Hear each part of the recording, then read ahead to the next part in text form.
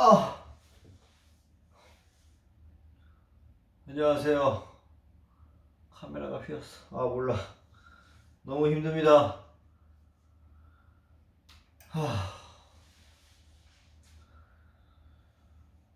스트레칭 조금 하고. All seaborne traffic. Not too surprising, but it did also announce there's two. 방금 여기 조금 하고 바로 잠을 자도록 하겠습니다.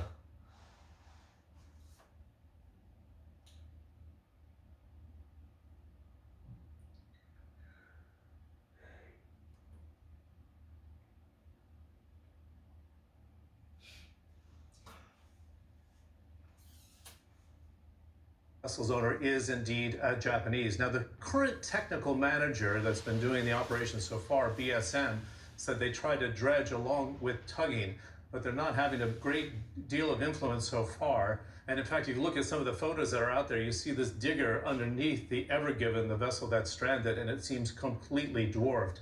And in fact, on Dutch TV, when the CEO of Boskalis was asked, what do you think of this? And this is a great quote. He says, that ship is very much in the way. It's got to be moved, Julia, but not in the current operations or the current state of play in terms of how they're trying to solve it.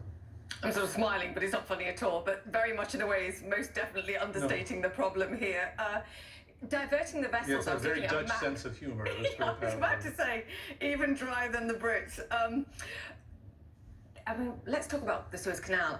Allianz said that 10% of global trade goes via this route. This is critically important. And I was just about to say, I was looking at the map earlier, and if you're sort of diverting around the Cape of Good Hope and the southern tip of Africa, surely that's going to add days, if not weeks, to the journey. So if you're a supplier here trying to decide whether you hang on in there and you wait for them to dredge this and hopefully move it, or you start redirecting your supply routes, I mean, these are tough decisions to make, and either way, it's time lost. Yeah, indeed. So if you're in the southern tip of that canal, you have to say, do I make a U-turn and head for the Cape or not? It does add a week. So those decisions will probably be made over the weekend, whether you cut your losses and move on. And we've been talking about kind of the volume of trade. Some are saying 10%, but it's 30% of seaborne traffic, that's for sure. But what does that mean on a daily basis? Well, we got some information from Lloyd's List saying it's $10 billion with the eastbound and westbound traffic. The westbound traffic is slightly higher. So that is huge scale when you talk about the movement that's taking place right now. And then we said there's dozens of vessels parked. Well, we have an exact number from Lease today. They're suggesting it's 156. I thought it was interesting, just over 10% of those handle oil, gas, and petrochemicals. Remember, we had that 6% spike in the oil market yesterday, Julia.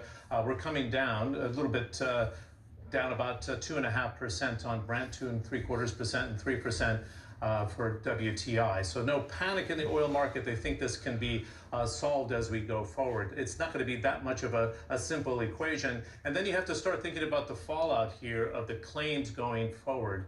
We know now that the owner of the Ever Given is the Shoei Kinzon of the Ever Given ship right now.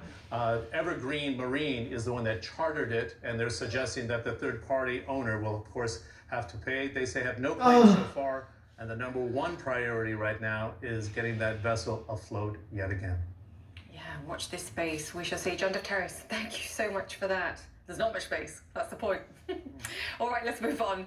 Did big tech play a role in the attack on the US Capitol in January? Well, that's the big question the CEOs of Facebook, Twitter, and Google will face in just a few hours' time during a remote hearing with members of Congress. Stoney O'Sullivan is on the story for us. Stoney, great to have you with us. Interesting to see Mark Zuckerberg trying to get ahead of this hearing already and proposing some degree of limitation for these online, particularly social media giants. What do we make of this, and what do you think we hear today? Yeah, Zuckerberg's testimony, one line he has in it, he says, we do more to address misinformation than any other company, quite possibly because his platforms have more misinformation than any other company. What we're likely to hear today from these three tech execs, Google, Facebook, and Twitter, is that they're all doing a whole lot of work to tackle misinformation and hate and all the money they're investing in the new policies and technology they brought in. But the facts and the evidence that we've seen over the past few months will really be able to challenge those assertions. Just a few weeks before the violent insurrection in Washington, D.C., Steve Bannon, formerly of the Trump White House, posted a video on Facebook, on YouTube, and on Twitter where he said Dr. Anthony Fauci and the FBI Director Christopher Wray should be beheaded. Twitter totally shut him down, banned him forever. Facebook said that wasn't enough for a ban.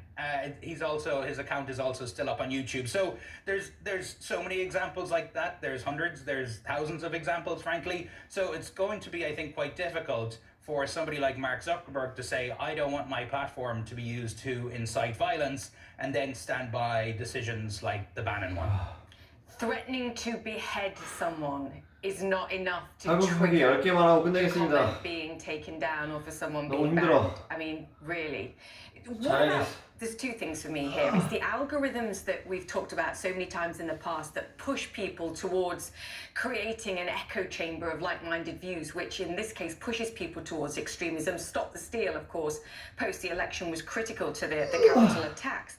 But also the business model, which is driven by advertising. And there was a letter that was sent to again, Mark Zuckerberg, don't want to point him out, but we do keep coming back to him, that